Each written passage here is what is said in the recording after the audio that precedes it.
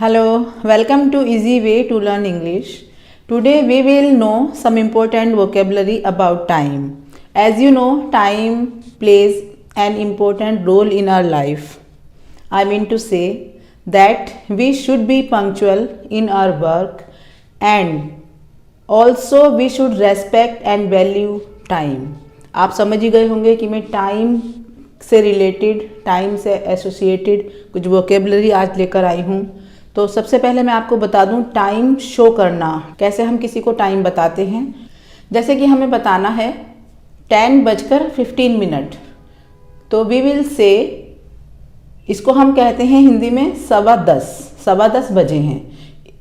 English में हम इसको कह सकते हैं 15 minutes past 10 और we can say quarter past 10। अगर 10 बजने में 15 मिनट हैं तो हम कह सकते हैं 10:15। अब बज चुके हैं, 15 मिनट आगे जा चुके हैं तो कहेंगे 15 past 10 और 10:15। एक और एग्जाम्पल ले लेती हूँ 10:30 का। जैसे 10:30 हो रहे हैं तो 10:30। 10:10 हो गए हैं तो 10 minutes past 10, 10 past 10 भी कह सकते हैं। 10 past 10 और 10 minutes past 10। अगर 10 बजने में 10 मिनट है तब हम कहेंगे 10 to 10 और 10 minutes to 10। इस तरह से हम टाइम को बताते हैं।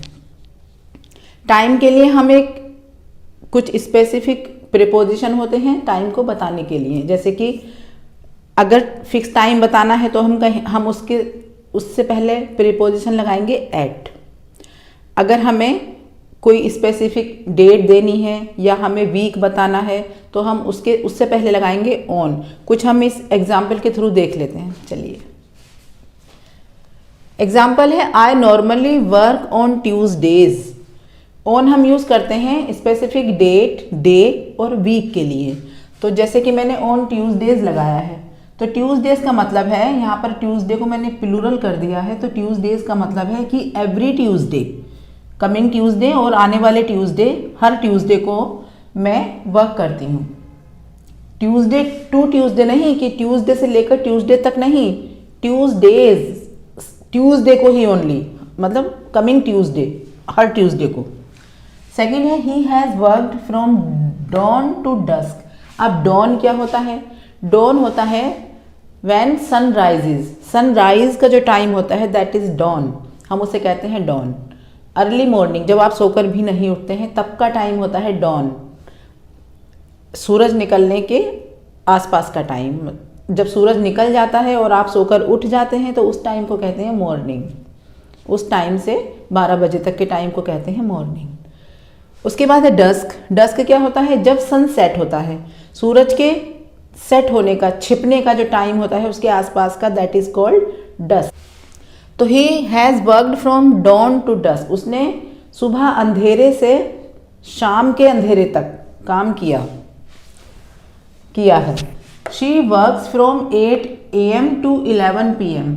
तो मैंने यहाँ पर मैंने फ्रॉम, जब हम थोड़े से टाइम की ड्यूरेशन दिखाते हैं, टाइम का ड्यूरेशन थोड़ा 8 AM to 11 AM, 8 बजे से 11 बजे तक उसने काम किया। से तक, जब हम ये वाली सिचुएशन होती है हमारे सामने तब हम फ्रॉम का यूज़ करते हैं। फ्रॉम एंड टू का यूज़ होता है यहाँ पर, इतने बजे से इतने बजे तक। He usually gets to work at 10 AM। Usually वो कब वर्क करती है? 10 AM पे वर्क करती हुई मिलती है, मतलब इतने बजे वो वर्क करती है। तो एट 10 AM, एक फिक्स्ड पॉइंट दिखाया मैंने टाइम का एट लगाकर। एक फिक्स्ड टाइम है, सिर्फ 10 AM, कोई ड्यूरेशन नहीं है, कोई लंबा टाइम नहीं है कि इतने बजे से इतने बजे तक, सिर्फ 10 AM। वो 10 बजे हमें काम करते हुए मिलती है। We generally start working at 8 AM but in winter. इन का यूज़ हम करते हैं जब हमें ड्यूरेशन दिखानी होती है, लॉन्गर पीरियड ऑफ टाइम, थोड़ा सा लंबा टाइम दिखाना होता है तब इन का यूज़ करते हैं। अब विंटर, क्योंकि विंटर तो एक छोटा सा टाइम नहीं है, एक विंटर तो पूरा सीजन होता है, तो विंटर के लिए मैं इन लगाऊंगी। मंथ के लिए मैं इन लगाऊंगी, इन जनवरी और इन 1922। तो इस तरह से अगर कोई ईयर की बात है, कोई लंबे पीरियड की बात है, तो हम इन लगाएंगे वहाँ पर। इन विंटर, इन कोई सीज़न भी होगा तो in that season, in season, इस तरह से in summer. The office opens eight 9, यहाँ पर एक फिक्स टाइम है एट 9 बजे ही ऑफिस खुलता है, तो मैं यहाँ पर एट का यूज़ होगा। अब बात करते हैं AM और PM। जैसे मैंने यहाँ AM लगाया है, तो AM क्या होता है? AM की फुल फॉर्म होती है एंटे मेरिडियम, PM होता है पोस्ट मेरिडियम। एंटे का मतलब होता है पहले, पोस्ट का मतलब होता है बाद में। ये इनकी मीनिंग है, एंटे पहले, पोस्ट बाद में। और मेरिडियम का मतलब होता है दोपहर। तो जो दोपहर से बाद का टाइम होता है उसके लिए हम PM लगाते हैं, पोस्ट मेरिडियम यूज़ करते हैं।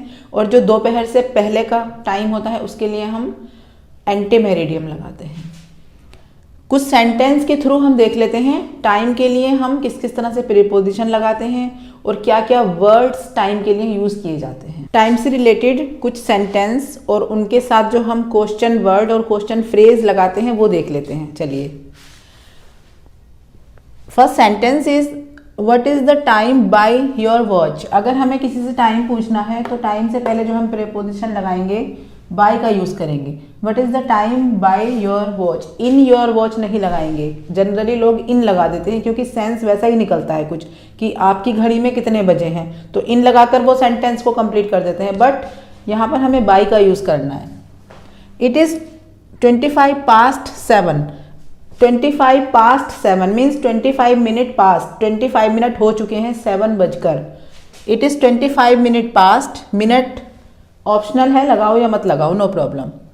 25 past 7 बाय माई वॉच, और आंसर में भी बाय ही आएगा। I think your watch has stopped ticking. Stopped ticking का मतलब है रुक गई है। हम स्टॉप्ड तक भी सेंटेंस कंप्लीट कर सकते हैं, पर टिकिंग अगर लगाएंगे तो सेंटेंस अच्छा लगेगा। आई think your watch has stopped ticking, लगता है कि तुम्हारी वॉच ने काम करना बंद कर दिया है या रुक गई है। और ये भी कह सकते हैं has not working, sorry is not working. I think your watch is not working और has stopped ticking. It seems your watch conked out. Conked out का मतलब होता है खराब हो जाना। It seems your watch conked out, same ही है वैसे तो, काम करना बंद कर रही है तब भी खराबी हो रही है, लेकिन कॉम्ड आउट एक अच्छा सा वर्ड है तो मैंने यहाँ पर यूज़ कर दिया है आपके लिए।